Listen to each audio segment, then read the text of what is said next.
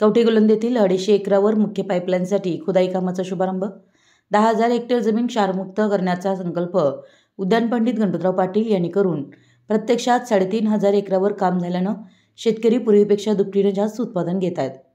लोकसहभागातून लोकांनी एकत्र येऊन क्षारपाड मुक्तीचं एक चांगलं काम सुरू आहे. छोट्या गोष्टींसाठी लोक एकत्र येणं अवघड असतं, पण या क्षारपाड मुक्तीच्या कामासाठी शेतकरी एकत्र आले आहेत ही कौतुकास्पद गोष्ट आहे. क्षारपाड मुक्तीच्या या कामासाठी शासकीय अधिकाऱ्यांकडून शासनाचं सर्व सहकार्य दिलं जाईल अशी ग्वाही कोल्हापूरचे जिल्हाधिकारी अमोल येडगे यांनी दिली आहे. कवठे गुलंद येथील देशभक्त रत्नापना कुंभार क्षारपड जमीन सुधारणा सहकारी संस्था मर्यादित कवठे गुलंद शेळशाळ या संस्थेच्या वतीनं 250 एकरावर मुख्य पाईपलाईन टाकण्यासाठी खुदाई कामाचा शुभारंभ जिल्हाधिकारी अमोल येडगे, प्रांताधिकारी मोसमी चौगुले बर्डे, तहसीलदार अनिलकुमार हेळकर, श्री दत्तचे मार्गदर्शक संचालक गणपतराव पाटील व मान्यवरांच्या हस्ते श्रीफळ वाढवून करण्यात आला. यावेळी आयोजित कार्यक्रमात ते बोलत होते. जिल्हाधिकारी अमोल येडगे पुढे म्हणाले की क्षारपाड मुक्तीच्या या कामाला काही ठिकाणी शासनाच्या निधीची जोड मिळाली आहे. यासाठी गणपतराव पाटील यांचे प्रयत्न मोठे आहेत. शेतकऱ्यांनी पुढच्या फायद्याचा विचार करून या प्रकल्पात सहभाग घेतलाय. शास्त्रीयदृष्ट्या आपल्या जमिनीत काय कमी आहे आणि उत्पन्न वाढीसाठी काय करता येईल याचा अभ्यास करून हा प्रकल्प राबवून यशस्वी केला आहे. शेतकऱ्यांनी एकत्र येऊन चांगली दूरदृष्टी दाखवली. या प्रकल्पाच्या यशस्वीतेसाठी शासनाचं सर्व प्रकारचं सहकार्य राहील. शेतकऱ्यांनीही अशाच पद्धतीने चांगले प्रकल्प हातामध्ये घेऊन उत्पन्न वाढवावं, कारण ग्रामीण भागातील उत्पन्न वाढलं की अर्थव्यवस्थेला भर मिळते.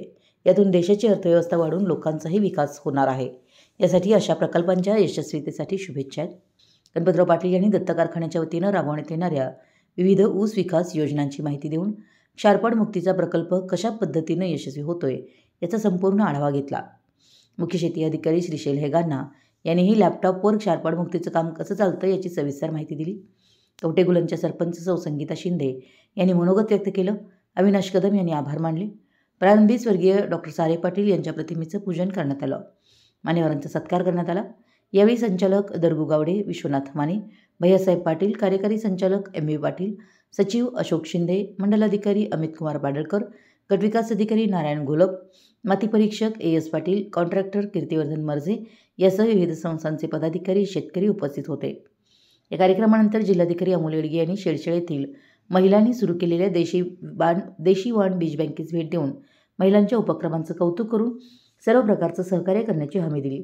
बीज बँकेच्या महिलांनी सर्व मान्यवरांचा सत्कार करून बीज बँकेबद्दल विस्तृत माहिती दिली. मराठी यास न्यूजसाठी कुरुंदवाडहून संदीप अडसूळ.